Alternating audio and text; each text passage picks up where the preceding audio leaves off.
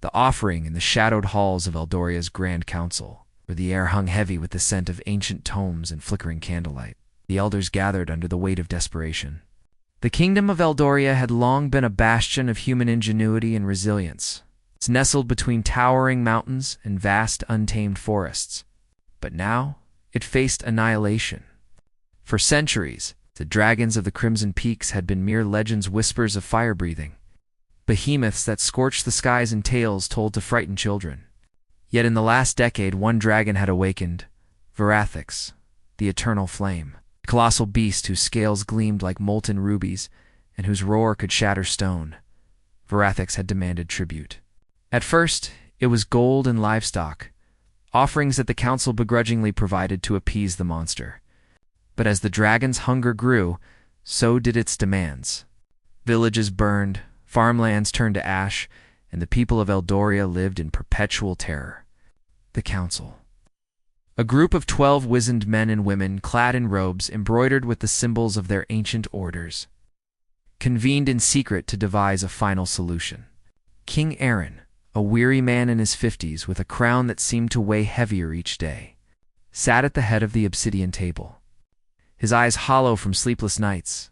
"Cannot continue this way," Elder Miriam intoned, her voice like crackling parchment.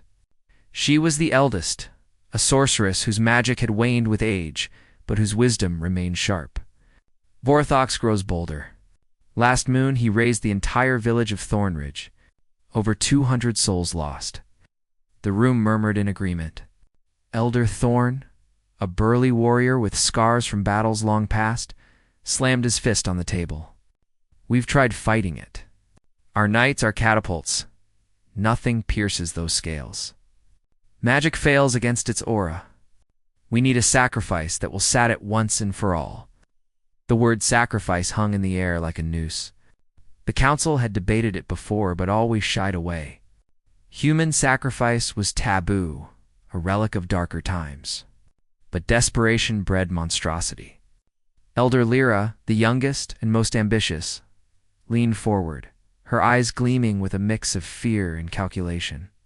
"The ancient texts speak of dragons bonding with offerings of purity, a virgin's blood, a symbol of untainted life. But Varathax is no ordinary dragon. It demands something symbolic, not just a life, but a head of severance from our future." The room fell silent. King Aaron rubbed his temples. "You mean a child? A girl?" "Not any girl," Lyra continued. "One of noble blood, to show our utmost respect. But we cannot offer one of our own daughters. The people would revolt." "Then from the common folk," Thorn suggested gruffly, "draw lots. Make it fair." Miriam shook her head. "Fair? There's no fairness in this. But perhaps? The orphanage in the lower districts. There are wards there, forgotten by society. One girl, strong and pure, could save thousands." The decision was made in hushed tones, votes cast with trembling hands. By dawn, riders were dispatched to the Greyhaven orphanage, dilapidated stone building on the outskirts of the capital where the unwanted children of Eldoria eked out an existence. The matron, a stern woman named Greta, was roused from sleep and given orders sealed with the king's emblem. She protested, but gold silenced her qualms. Among the orphans was Elara Voss, girl of 17, with hair like spun midnight and eyes the color of storm clouds. She was no ordinary orphan. Rumors whispered that her parents had been explorers who vanished in the Crimson Peaks years ago, leaving her with nothing but a peculiar amulet, silver pendant, shaped like a coiled serpent, warm to the touch. Elara was fierce, intelligent, and unyielding. She had taught herself to read from scavenged books, dreamed of adventures beyond the orphanage walls, and protected the younger children from bullies and hunger alike. Humanity's spirit burned bright in HFY, as the old spacers from distant stars might say, though Eldoria knew nothing of such worlds. When the guards came for her, Elara fought. She kicked and scratched, her small frame belying a strength born of survival. "Why me?" she demanded as they bound her wrists. "What have I done?" The lead guard, a man with a scarred face, avoided her gaze. The dragon demands a tribute. You're chosen. Chosen. Elara spat. You mean sacrificed? Cowards. All of you. They dragged her to the council's chambers, where she was presented like a prize. King Aaron couldn't meet her eyes. Child, your sacrifice will save the kingdom. You will be remembered as a hero. Elara laughed bitterly, her voice echoing off the stone walls. Hero, you're offering my head to a lizard. What kind of kingdom sacrifices its own to monsters? The elders shifted uncomfortably. Lyra stepped forward, her voice soothing. It's not just any sacrifice.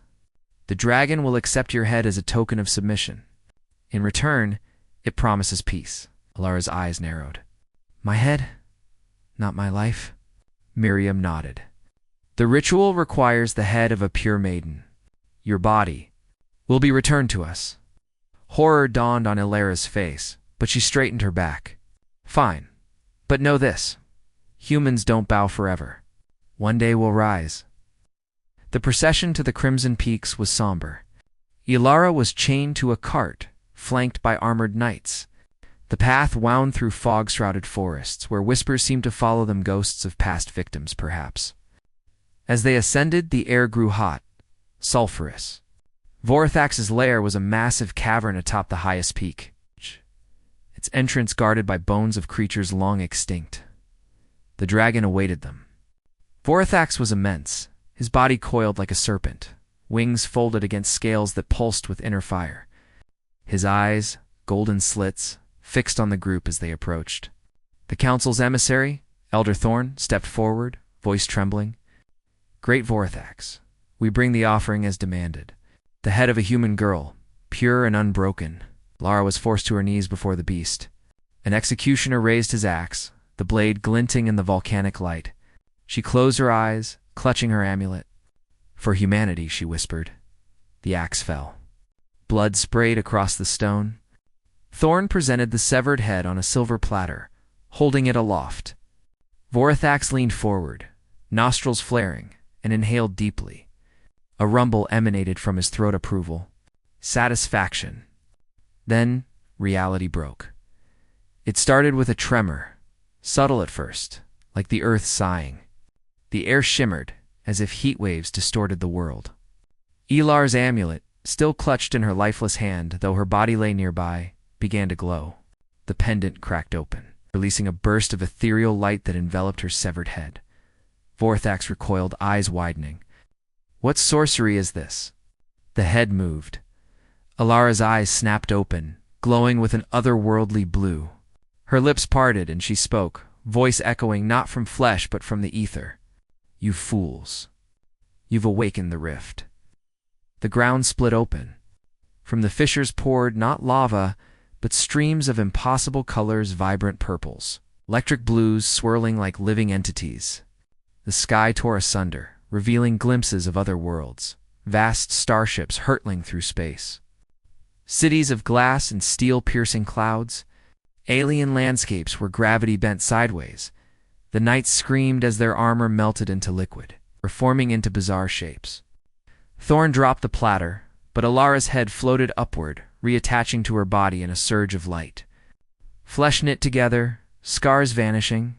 She stood whole again, but changed. Her eyes now held stars. Her skin shimmered with faint runes. What have you done? King Aaron would later ask, but in that moment, chaos reigned. Vorthax roared, flames billowing, but the fire twisted midair, turning into harmless sparks that danced like fireflies. Elara laughed, a sound that resonated through dimensions. The amulet was a key. My parents weren't lost, they were explorers from beyond. They hid the rift's guardian in me. Offering my head, you severed the seal. Reality fractured further. Portals opened, spilling creatures from nightmares and dreams. Tentacled horrors, winged seraphs, mechanical constructs with glowing eyes. The council fled, but the mountain itself shifted. Rocks floating upward as gravity rebelled. In the midst of it, Elara felt power surge through her. Humanity's indomitable spirit amplified by the rift. She wasn't just a girl anymore, she was the breaker of worlds. The harbinger of HFY, The rift unleashed has the crimson. Peaks trembled under the assault of unraveling reality.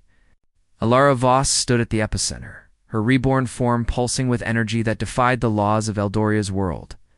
The dragon Vorthax, once the apex predator of the skies, now cowered before the maelstrom. His massive frame shrank back as portals ripped open around him, each one a gateway to realms unknown. From one emerged a fleet of sleek, metallic vessels, starships, from a distant galaxy. Their hulls etched with symbols of human origin. From another, biomechanical entities slithered forth. Hybrids of flesh and machine, chittering in languages that echoed through minds rather than ears. Elara's mind expanded. Memories flooded in, not her own, but those of her parents. They had been dimensional travelers, agents of the Human Federation, a vast interstellar empire where humanity had conquered stars, tamed black holes, and bent reality to their will. HFY wasn't just a phrase. It was a doctrine. Humans, with their ingenuity, adaptability, and sheer stubbornness, had risen from a backwater planet to dominate the cosmos. Her parents had discovered the rift on Eldoria during a survey mission, an unstable nexus point between dimensions. To protect it from exploitation, they sealed it within the amulet, binding it to their daughter's life force. But the Council's barbaric ritual had shattered that seal. "You idiots," Elara muttered, her voice carrying over the chaos. She waved a hand and a portal snapped shut, crushing a swarm of shadow beasts mid-emergence. Power coursed through her veins like liquid starlight. She could feel the threads of reality string she could pluck, weave, or snap. Vorthax lunged at her, jaws wide, but Elara sidestepped with unnatural speed. "Not today, lizard." She extended her palm, and a force field shimmered into existence, slamming the dragon against the cavern wall. Cracks spider-webbed through stone, and chunks floated away as gravity fluctuated. Below the peaks, in the kingdom of Eldoria, panic spread like wildfire. The sky fractured into a mosaic of alternate realities. One shard showed endless deserts under twin suns. Another revealed oceanic depths teeming with luminescent life. People screamed as their homes warped, wooden beams twisting into crystalline structures, rivers flowing upward. The Council, fleeing down the mountain path, witnessed knights being pulled into voids, their bodies stretching like taffy before vanishing. King Aaron, mounted on his steed, glanced back. "What have we unleashed?" Elder Lyra, riding beside him, panted. "The girl. She lives. I saw it." The head reattached. "It's impossible," Thorn growled, but his voice lacked conviction. The world was impossible now. Elara descended the peak, levitating effortlessly. Vorthax followed, not in attack, but in submission. The rift's energy had humbled even him. "Mistress," the dragon rumbled, his voice a earthquake. "The power, it calls to me." Elara regarded him coolly. "You're bound to this world. But now, this world is mine to reshape." She reached the base, where the remnants of the procession cowered. "Kneel," she commanded, and they did, compelled by an invisible force. "You offered my head to save yourselves. Now, you'll serve to save everything." As days blurred into a timeless haze, Elara explored her new abilities. The rift wasn't just a tier. It was a confluence, a hub where infinite timelines intersected. She could pull knowledge from the mad-advanced technologies, forgotten magics, strategies of war and peace. Humanity's greatest triumphs flooded her mind: the defeat of the Zarian hive mind, the colonization of neutron stars, the invention of quantum entanglement drives. HFY stories became her reality, but the rift was unstable. Creatures poured through incessantly. A horde of crystalline golems marched from a frozen dimension, shattering forests with their steps. Elara dispatched them with a thought, reshaping their forms into harmless statues. Then came the Void Whisperers, ethereal beings that fed on fear, driving villagers mad. She banished them back, sealing their portal with a weave of light. Word spread. Refugees flocked to the peaks, seeking protection. Elara organized them, her leadership innate. "Humans adapt," she told them. "We've faced gods and monsters before. This is no different." She rebuilt the orphanage first, transforming it into a fortress of gleaming alloy pulled from a sci-fi realm. The children, once starving, now feasted on replicated food from molecular assemblers she manifested. Greta, the matron, bowed in awe. "You're a goddess," no, Elara replied. "Just human. And that's enough." The council was put to work. King Aaron coordinated defenses, his crown discarded. Elder Miriam studied the rift's energies, blending her sorcery with quantum physics. Lyra, ever ambitious, became Elira's advisor. Though suspicion lingered, Vora Sheikh served as guardian, his flames now controlled, warding off larger threats. But deeper dangers loomed. Scouts reported anomalies, time loops trapping entire villages, where days repeated endlessly. Zones where physics inverted, objects falling up, and whispers of a greater entity stirring the Riftkeeper. A being that maintained balance across dimensions, Elara delved into the rift mentally, her consciousness traversing voids. She encountered echoes of her parents. "Daughter," their voices chorused, "you must stabilize the nexus. But beware, the offering broke the seal, and now predators hunt the breach." Now, one such predator arrived on the seventh day, the Devourer. A colossal worm from a nightmare realm, its maw lined with infinite teeth. It burrowed through portals, consuming matter and energy. Vorathax engaged it, flames clashing against void essence. Elara joined, channeling rift power into a lance of pure entropy. The battle raged, shaking the mountains. Refugees watched in terror as the sky bled colors. With a final thrust, Elara pierced the Devourer's core. It imploded, sucking in debris before vanishing. Victorious, but exhausted, she collapsed. This is just the beginning. As she recovered, alliances formed. Emissaries from other dimensions arrived, human explorers from the Federation, elf-like beings from arcane worlds, even AI constructs seeking data. Elara negotiated, her human cunning shining. "We share knowledge, but Eldoria remains sovereign." Yet internal threats brewed. Elder Thorn, resentful of his demotion, plotted rebellion. "She's no queen," he whispered to loyal knights. "A freak born of sorcery." Their coup came at night. Assassins crept into Elara's chambers, blades poisoned. But she sensed them, reality bending to her will. Time slowed. She disarmed them effortlessly. "Traitors," she said, voice calm. "You forget humanity doesn't break." Thorn was exiled through a portal to wander endless wastes. The lesson stuck. Months passed in the rift's warped time. Elara grew stronger, her body evolving enhanced strength, regenerative healing, telekinetic prowess.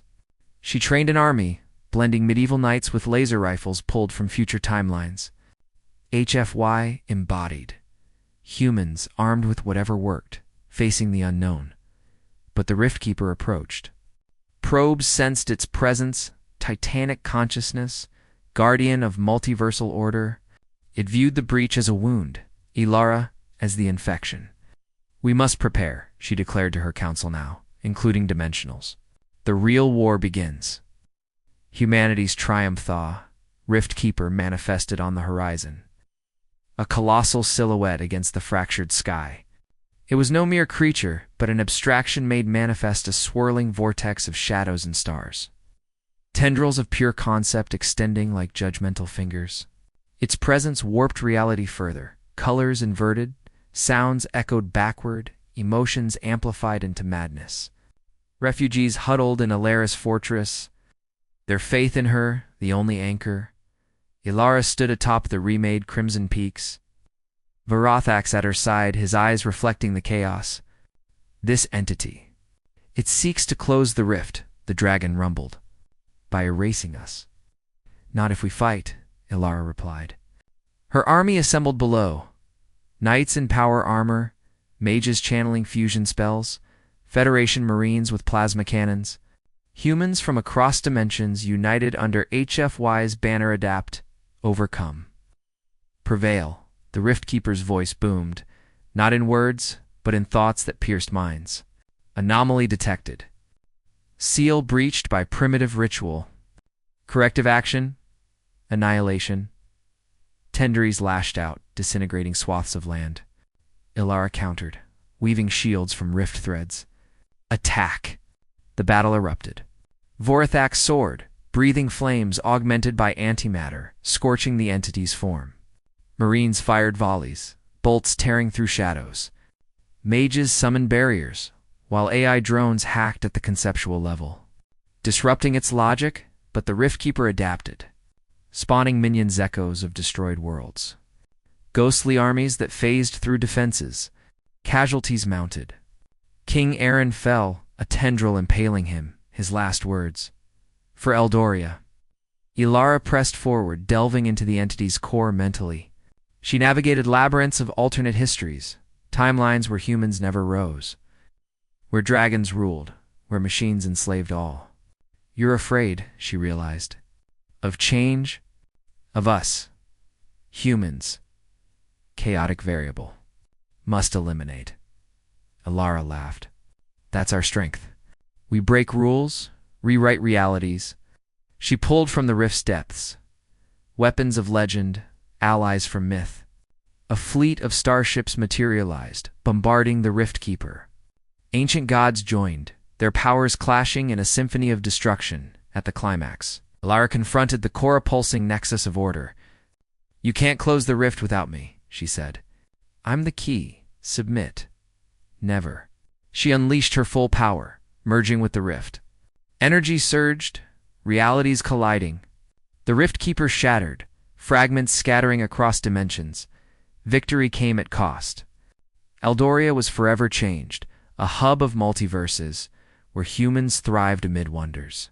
Elara, now eternal, ruled wisely, embodying HFY, from sacrificed girl to savior of worlds. Peace settled, but adventures beckoned. Elara gazed at the stars.